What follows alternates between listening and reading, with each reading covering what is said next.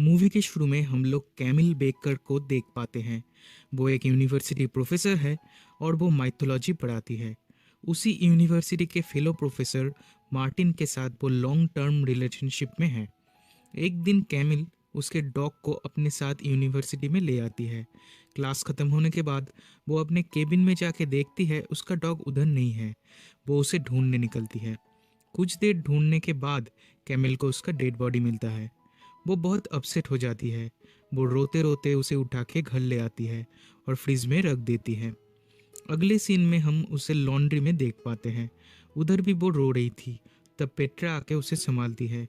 वो उसे कंफर्ट करती है और उसका कपड़े धोने में भी मदद करती है। घर आके कैमिल देखती है उसके कपड़े पेट्रा के कपड़े के साथ एक्सचेंज हो चुके हैं।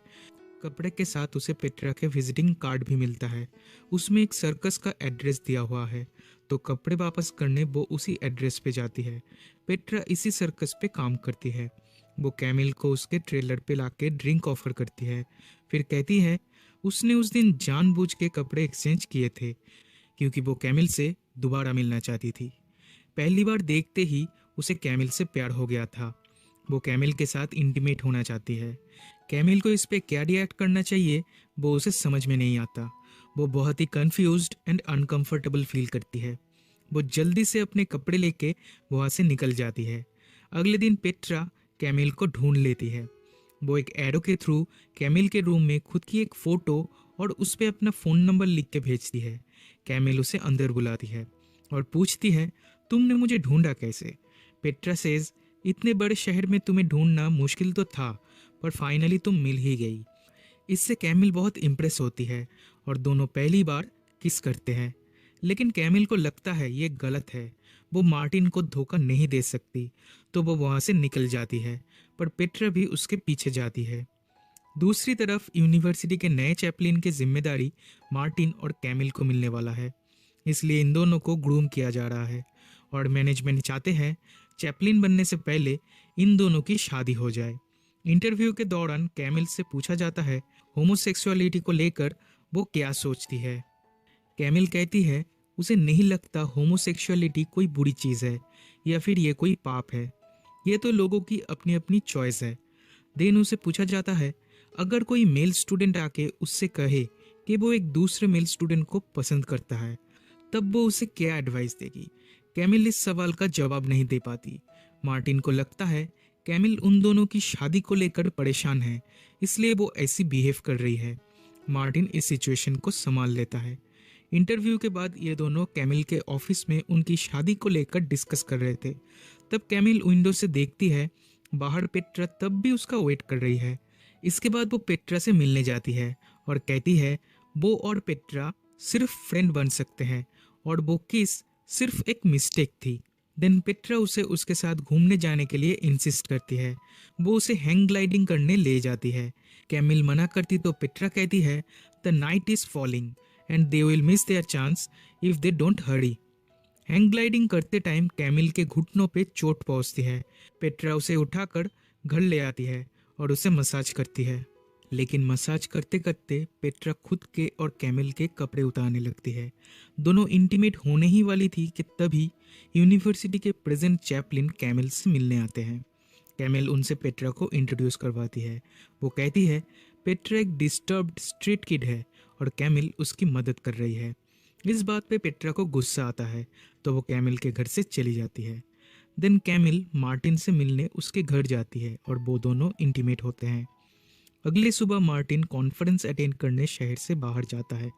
तब कैमिल खुद को रोक नहीं पाती। वो पेट्रा के बारे में ही सिर्फ सोचती है।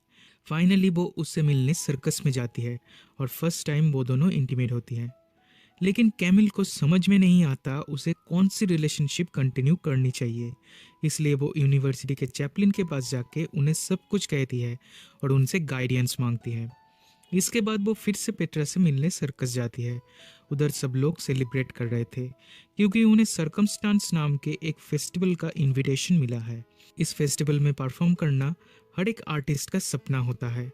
पेट्रा कैमिल के साथ सबके सामने बोल्ड वे में डांस करने लगती है। इससे कैमिल थोड़ा अपसेट होती है, लेकिन पेट्रा उसे मना लेती है। अब कैमिल और पेट्रा रिलेशनशिप में है और 2 दिन बाद पेट्रा को सर्कस ग्रुप के साथ उस फेस्टिवल के लिए निकल जाना होगा। कैमिल पेट्रा को खोना नहीं चाहती। उसके साथ रहने के लिए वो प्रोफेसर का जॉब छोड़कर सर्कस ज्वाइन करना चाहती है। इसके बाद ये दोनों फिर से इंटीमेट होती है। इस बार ये दोनों और भी पैशनेटली करते हैं। कैमिल कहती है मार्टिन उसे कभी इतना सेटिस्फाई नहीं कर पाया जितना पेट्रा उसे सेटिस्फाई करती है। मीनवाइल मार्टिन उसके ट्रिप खत्म करके वापस आता है। वो कैमिल से मिलने उसके घर जाता है, पर उधर कैमिल नहीं थी क्योंकि वो तो लास्ट नाइट से पेट्रा के साथ उसके ट्रेलर में है। मार्टिन को पेट्रा की फोटो और फ़ोन नंबर मिलता है। वो कैमिल को ढूंढते हुए सर्कस पे पहुंच जाता है। उधर ट्रेलर में उन दोनों को एक साथ नेकेड देखकर वो समझ जाता है यहाँ पे क्या चल रहा है। कुछ देर बाद कैमिल चली जाती है। मार्टिन उसे देखकर छुप जाता है, उसके सामने नहीं आता। फिर वो पेट्रा से मिलता है और कहता है वो कैमिल का फियांसे है। ये कह के वो निकल जाता है और ट्रेलर पे एक पंच मारता है जिससे पेट्रा बहुत ही डर जाती है। दूसरी तरफ कैमिल घर वापस आती है और वो डिसाइड करती है कि वो मार्टिन से ब्रेकअप कर लेगी। बट घर पहुंच के वो सरप्राइज्ड होती है क्योंकि मार्टिन वहाँ पहले से ही मौजूद था। उसके सामने कैमिल का डॉग टेबल पे रखा था। कैमिल ने आज तक उसे फ्रिज में ही रख दिया था, उसे दफनाया नहीं था। मार्टिन उसे दफनाने बोलता है। दिन वो कहता है कैमिल और वो एक गुड रिलेशनशिप में है और उन दोनों के बीच कोई थर्ड पर्सन आए और उनका रिलेशन टूट जाए, ऐसा वो नहीं चाहता। इसलिए कैमिल जो भी फर्दर स्टेप लेगी उससे पहले उसे अच्छे से सोचना चाहिए। पेट्रा के ऊपर जो उसका अट्रैक्शन है वो कुछ दिन बाद चला जाएगा और तब उसे मार्टिन के पास ही वापस आना होगा। ये कहकर मार्टिन वहाँ से चला जाता है। कैमिल इस मैटर को लेकर बहुत सोचती है। वो पेट्रा के साथ खुश है, वो उसके साथ रहना चाहती है, पर यह समाज इसे कभी एक्सेप्ट नहीं करेगा। फाइनली वो उसके डॉग को दफनाने जाती है। उसे दफना के उधर ही बैठ के वो ड्रिंक करने लगती है, देन उसके पास ही सो जाती है। पेट्रा के दोस्त जो हैंग ग्लाइडर्स है वो लोग वहाँ से जा रहे थे। वो लोग कैमिल को देख पाते हैं। उसे इस हालत में देखकर वो लोग पेट्रा को इन्फॉर्म करते हैं।